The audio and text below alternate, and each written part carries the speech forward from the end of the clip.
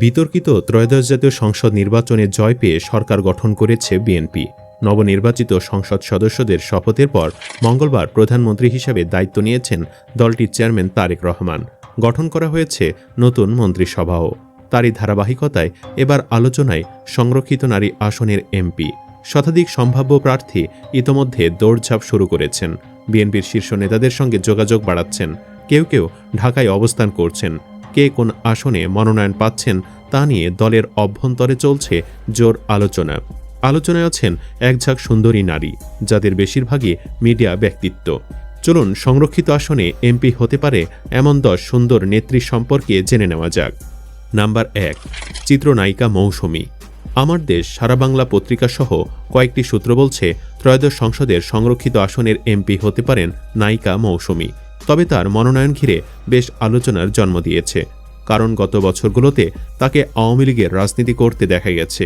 তাছাড়া মৌসুমী আওয়ামী লীগের মনোনয়নও কিনেছিলেন, যদিও বিএনপি সরকারের সময় মৌসুমী জিয়ার রাজনীতি করতেন বলে শোনা যায়। বিএনপি চেয়ারম্যান তারেক রহমান ও তার স্ত্রী জোবাইদা রহমানের সঙ্গে মৌসুমীর ছবিও রয়েছে। ধারণা করা হচ্ছে মৌসুমীর জনপ্রিয়তা ও তারকা ভাবমূর্তিকে কাজে লাগিয়ে বিএনপি সাধারণ ভোটারদের, বিশেষ করে তরুণ প্রজন্ম ও নারীদের কাছে পৌঁছাতে চায়। নাম্বার 2, নিপুণ রায় চৌধুরী। সংরক্ষিত আসনে নিপুণের এমপি হওয়া প্রায় নিশ্চিত। ত্রয়োদশ জাতীয় সংসদ নির্বাচনে ঢাকা জেলা বিএনপির সাধারণ সম্পাদক নিপুণ রায় চৌধুরীর বাবা নিতাই রায় চৌধুরী মাগুরা 2 আসনে এবং শ্বশুর গয়েশ্বর চন্দ্র রায় ঢাকা 3 আসনে জয়ী হয়েছেন। ধানের মনোনয়ন চেয়েছিলেন নিপুণও, কিন্তু পাননি। নিপুণের বাবা নিতাই রায় চৌধুরী বলেন, নিপুণ কেবল আমার মেয়ে নয়, সে এখন দলের একজন সৈনিক। আমি এলাকায় নির্বাচনী কাজে ব্যস্ত থাকি, তখন নিপুণ এসে এখানকার কর্মীদের যে সাহস যোগায় তা আমাকে নিশ্চিন্ত করে। তবে ও যে শুধু আমার জন্য লড়ছে তা নয়, ওর শ্বশুর গয়েশ্বর বাবুর আসনেও ও সমানভাবে শ্রম দিচ্ছে। একজন বাবা হিসেবে ওর এই পরিশ্রম দেখে গর্ব হয়। নিপুণ রায় বর্তমানে বিএনপির ঢাকা জেলা শাখার সাধারণ সম্পাদক এবং কেন্দ্রীয় নির্বাহী কমিটির সদস্য। আইনজীবী হিসেবে তিনি বিচার বিভাগের স্বাধীনতা নিয়ে কাজ করতে পারবেন। নাম্বার 3, বেবি নাজনীন।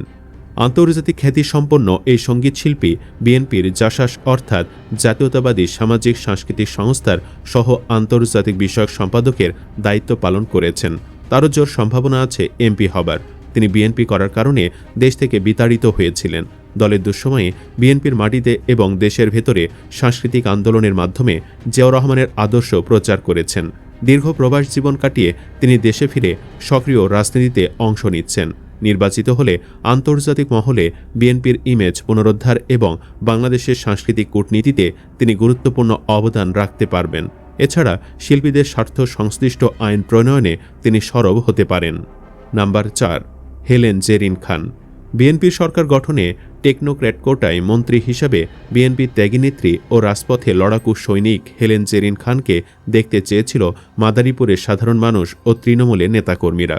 কেবল আঞ্চলিক জনপ্রিয়তাই নয়, বরং দীর্ঘ রাজনৈতিক ক্যারিয়ার, জাতীয় পর্যায়ে গ্রহণযোগ্যতা এবং মিডিয়ায় দলের পক্ষে জোরালো অবস্থানের কারণে বর্তমানে তিনি রাজনৈতিক মহলে আলোচনার কেন্দ্রবিন্দুতে পরিণত হয়েছেন। কিন্তু শেষ পর্যন্ত তাকে মন্ত্রী করেনি তারেক রহমান। এর আগে ধানের শীষের মনোনয়ন চেয়েও পাননি তিনি। দলীয় সূত্র জানায়, বিএনপির দুঃসময়ে রাজপথে বিভিন্ন কর্মসূচিতে অংশ নেওয়ায় আটক হয়েছেন এবং প্রায় 14টি মামলার আসামি হওয়া সত্ত্বেও তিনি আদর্শ থেকে বিচ্যুত হননি। এর পুরস্কার হিসেবে জেরিন সংরক্ষিত আসনের এমপি হবেন। নাম্বার 5, রিজিয়া পারভিন। সংরক্ষিত আসনে এমপি হতে পারেন প্রখ্যাত এই কণ্ঠশিল্পী। তিনি জাসাসের রাজনীতির সাথে ওতপ্রোতভাবে জড়িত। দলের সাংস্কৃতিক শাখা শক্তিশালী করতে এবং বিভিন্ন জাতীয় অনুষ্ঠানে দেশাত্মবোধক গানের মাধ্যমে জাতীয়তাবাদী চেতনা জাগ্রত রাখতে তার ভূমিকা অনস্বীকার্য। তিনি বিএনপির প্রায় প্রতিটি বড় সমাবেশে উপস্থিত থেকে দলের নেতাকর্মীদের উজ্জীবিত করেন। নাম্বার 6, সৈয়দা আদিবা হোসেন। বিএনপির দুবারের সাবেক সংসদ সদস্য ডক্টর সৈয়দ মকবুল হোসেনের মেয়ে তিনি।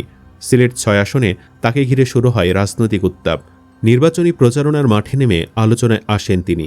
তারেক রহমান ঘোষিত রাষ্ট্র সংস্কারের 31 দফা নিয়ে বিয়ানীবাজার গোপালগঞ্জের অলিগলি চষে বেড়ান। প্রতিদিনই তাকে দেখা যায় কখনো গ্রামের উঠান বৈঠকে, কখনো স্কুল কলেজে শিক্ষার্থীদের সঙ্গে মত বিনিময়ে, আবার কখনো বাজারে সাধারণ মানুষের খোঁজখবর নিতে। বিএনপির 31 দফা কর্মসূচি ব্যাখ্যা করার পাশাপাশি তিনি তুলে ধরেন নিজস্ব উন্নয়ন পরিকল্পনা। লক্ষ্য ছিল ধানের শীষের মনোনয়ন পাওয়া, যদিও সেটি সম্ভব হয়নি। এবার তাকে তাই সংরক্ষিত আসনে এমপি করা হচ্ছে। নাম্বার 7, কনক চাপা। জনপ্রিয় এই সঙ্গীতশিল্পী 2018 সালে নির্বাচনে সিরাজগঞ্জ এক আসন থেকে বিএনপির মনোনয়ন পেয়েছিলেন, কিন্তু দলের একজন আদর্শিক কর্মী হিসেবে নিজেকে প্রতিষ্ঠিত করেছেন। সামাজিক যোগাযোগ মাধ্যমে দলের পক্ষে তার বলিষ্ঠ কণ্ঠস্বর তৃণমূল নেতাকর্মীদের অনুপ্রেরণা দেয়। এবারও তিনি ধানের শীষ চেয়েছিলেন, কিন্তু পাননি, তাই তাকে সংরক্ষিত আসনে এমপি করা হতে পারে। নাম্বার 8, সানজিদা ইসলাম তুলি। সানজিদা ইসলাম তুলি গুম হওয়া বিএনপি নেতা সাজেদুল ইসলাম সুমনের বোন এবং মায়ের ডাক সংগঠনের সমন্বয়ক। বিগত এক দশকে গুম ও বিচার বহির্ভূত হত্যাকাণ্ডের বিরুদ্ধে দেশি বিদেশি মানবাধিকার আন্দোলনে তিনি প্রতীকী রূপ ধারণ করেছেন। ঢাকা 14 আসনে তিনি মনোনয়ন পেয়েছিলেন, কিন্তু জামায়াতের ব্যারিস্টার আরমানের কাছে পরাজিত হন। ব্যারিস্টার আরমানের নিকটতম প্রতিদ্বন্দ্বী সানজিদা ইসলাম তুলি ধানের শীষ প্রতীক নিয়ে পেয়েছেন 80,927 ভোট।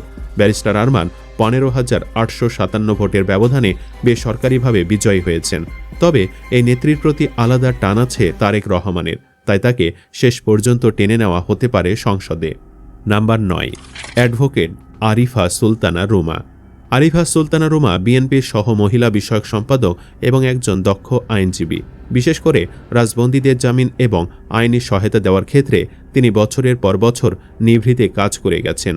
রাজপথে পুলিশি বাধার মুখেও তার অবিচল অবস্থান তাকে দলের ভেতরে শ্রদ্ধার আসনে বসিয়েছে। আইনজীবী হিসেবে তিনি বিচার ব্যবস্থার সংস্কার এবং মিথ্যা মামলা বাতিলের বিষয়ে সংসদে জোরালো প্রস্তাবনা দিতে পারবেন। তৃণমূলের নারীদের আইনি সুরক্ষা দিতে তিনি বিশেষ অবদান রাখতে পারবেন। নাম্বার 10, আফরোজা আব্বাস। জাতীয়তাবাদী মহিলা দলের সভাপতি এবং বিএনপির স্থায়ী কমিটির সদস্য মির্জা আব্বাসের স্ত্রী। তিনি শুধু নেতার স্ত্রী নন, বরং নিজ যোগ্যতায় রাজপথের অন্যতম সাহসী নেত্রী। খালেদা জিয়ার মুক্তি ও গণতন্ত্র পুনরুদ্ধারের আন্দোলনে তিনি ঢাকার অলিগলিতে মহিলা দলকে সংগঠিত করেছেন। তার রাজনৈতিক অভিজ্ঞতা অত্যন্ত গভীর। সংরক্ষিত আসনে এমপি হলে তিনি নারীদের সরাসরি ভোটে নির্বাচনে আসার জন্য উদ্বুদ্ধ করতে এবং নারী নেতৃত্বের গুণগত মান উন্নয়নে নীতি নির্ধারণী পর্যায়ে কাজ করবেন। বিএনপি স্থায়ী কমিটির এক সদস্য বলেন, প্রাপ্ত আসনের বিপরীতে 35টি সংরক্ষিত নারী আসন পাবে বিএনপি। নির্বাচন কমিশনের তফসিল অনুযায়ী আমাদের দলীয় মনোনয়নপত্র বিতরণ করা হবে। বিএনপিতে অসংখ্য যোগ্য নেত্রী রয়েছেন, তারা দৌড়ঝাঁপ চালিয়ে যাচ্ছেন। সবকিছু বিবেচনা করেই বিএনপি চেয়ারম্যান তারেক রহমান নির্ধারণ করবেন কারা সংরক্ষিত নারী আসনে যাবেন। তবে এবার তরুণ নেত্রীদের মূল্যায়নের সম্ভাবনা বেড়েছে। সংসদের সংরক্ষিত নারী আসনে নির্বাচন রোজার মধ্যে করার পরিকল্পনা নিয়ে আলোচনা চলছে। ঈদের আগেই এ নির্বাচনের যাবতীয় কার্যক্রম শেষ করতে চায় ইসি। সাধারণ নির্বাচনের ফলাফলের গ্যাজেট প্রকাশের 90 দিনের মধ্যে সংরক্ষিত আসনে নির্বাচন অনুষ্ঠিত হওয়ার সাংবিধানিক বাধ্যবাধকতা রয়েছে। বিএনপি সূত্রে জানা যায়, এবারে সাধারণ নির্বাচনে অন্তত 50টি আসনে দলীয় মনোনয়ন প্রত্যাশী ছিলেন বিএনপির নেত্রীরা। কয়েকজন ছাড়া বেশিরভাগ নেত্রী এবার মনোনয়ন পাওয়ার চেষ্টা করে ব্যর্থ হয়েছেন। তাদের মধ্যে অনেকে এবার সংরক্ষিত নারী আসনে সংসদ সদস্য হওয়ার দৌড়ে এগিয়ে আছেন। সুপ্রিয় দর্শক, নায়িকা মৌসুমীর বিষয়ে একটি প্রশ্ন রেখেই ভিডিওটি শেষ করব। একসময় এই নারী আওয়ামী লীগের রাজনীতি করেছেন। আপনি কি চান বিএনপি তাকে মনোনীত করুক? কমেন্ট বক্সে জানিয়ে দিন আপনার মতামত। ভিডিও ভালো লাগলে লাইক দিন এবং চ্যানেলটি সাবস্ক্রাইব করুন। ধন্যবাদ।